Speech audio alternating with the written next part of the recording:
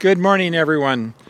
We're gathered here today on the traditional territory of Treaty 6, and I also want to recognize the Métis people who share a deep connection with this land. I'm Richard Feehan, the Indigenous Relations Critic for the Alberta NDP. I'm joined by Jody Callahoo-Stonehouse, the Alberta NDP candidate for Edmonton-Rutherford, and by Brooks Arcand-Paul, our candidate for Edmonton-West Henday. Danielle Smith and the UCP government just jammed through the Sovereignty Act without fulfilling their duty to consult with First Nations and Métis. Not only did they not consult, they willfully ignored Treaties 6, 7, and 8, as well as individual nations that were calling on this government to withdraw this legislation.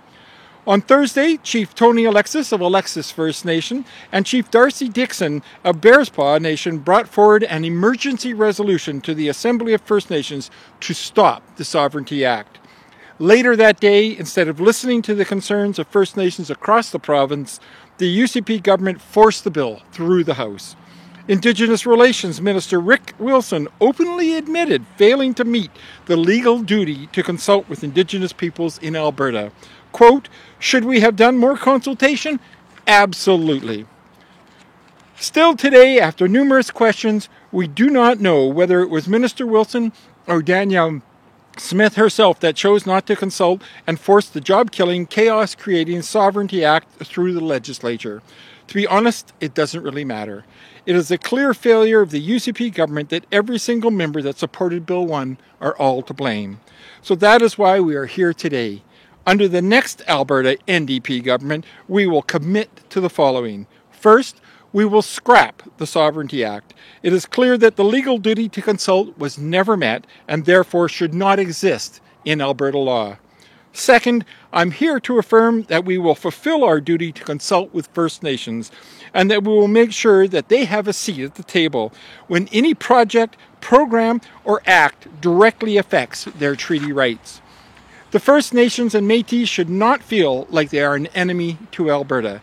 Chief Alexis said, quote, we are yet again the inconvenient Indian standing in the way. We cannot allow our relations with the First Nations and Métis to continue this way. They are our partner in building a better future for our province. We must do better. I would now like to turn it over to Brooks Arcand-Paul. Brooks? Thank you. As Richard said, I'm Brooks Arcand-Paul, the Alberta NDP candidate for Edmonton-West Henday. I am proud that the Alberta NDP stands with chiefs and leadership in rejecting Bill 1. The failure of the UCP government to fulfill their legal duty to consult is either done through incompetence or malice. Either way, it's clear that they do not respect First Nations or value the inherent rights that we hold. Treaties are foundational to the Confederation, and this act violates settled case law on the treaties, Section 35 of the Constitution, the honor of the Crown, and this government's legal responsibilities toward reconciliation. With Bill 1 passing, it will be inevitable that it will cost us all more and continue to drive a wedge between Indigenous communities and the province. Legal challenges stemming from the Sovereignty Act appear to be unavoidable, especially for Indigenous nations. The judicial review process will cost Albertans significantly, and Indigenous nations in Alberta will have to choose between essential programming or their legal bills. The duty to consult and our commitment to consultation with Indigenous partners when we are government, that Richard Feehan outlined earlier, should not be newsworthy, but it is a tragedy that it is. It is the legal and moral bar that all levels of government must meet. The fact that Danielle Smith's own Minister of Indigenous Relations, Rick Wilson, openly admits that they did not fulfill their duty to consult should have resulted in an immediate withdrawal of the act. Instead, to quote Chief Billy Tuckeroo of the Mikisew Cree First Nation, Danielle Smith and Rick Wilson are ramming Bill 1 down our throats. This is not reconciliation. I'm proud to be here and stand with Richard and Jody to say we will make sure the province meets its duties to consult and to uphold the treaties and inherent rights for all Indigenous people. But I'm heartbroken to see that it is not the position of Alberta's governing party. I hope that this is a clear message. Our rights are on the ballot in May, and how important it is to vote for a party that respects Indigenous rights and is committed to working nation to nation for a better future. Thank you. Thank you, Brooks. I would now like to turn things over to Jody Callahoo Stonehouse. Jody. Thank you, Richard.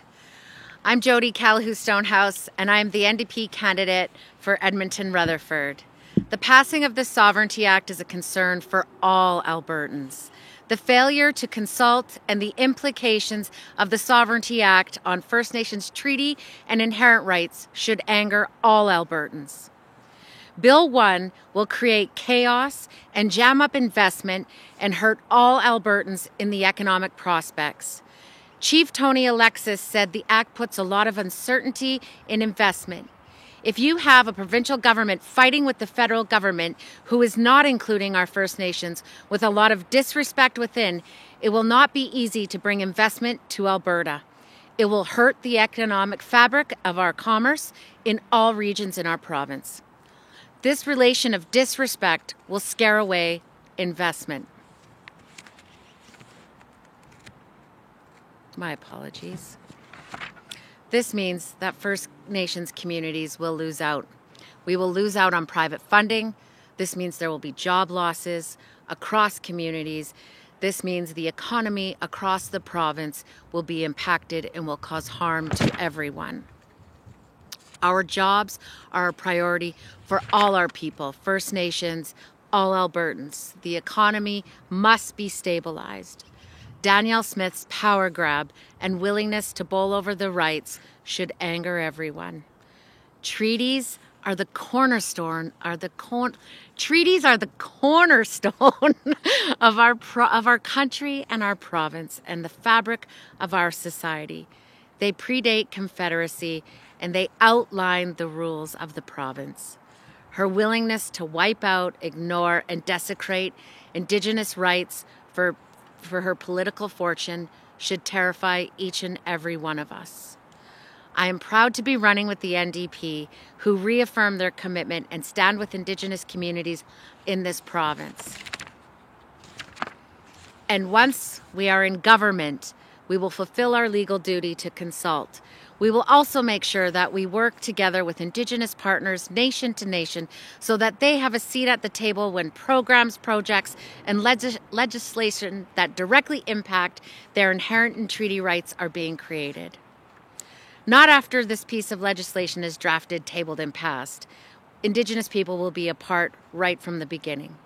Our First Nations are not a barrier to Alberta's prosperity or in the way of innovation, but they are our partners in building a better future for all Albertans. Hi, Nanaskaman.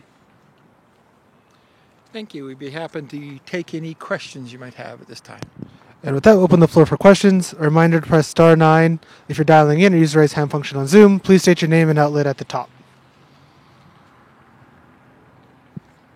And seeing none, that concludes today's press conference. Thank you, everyone. Thank you very much.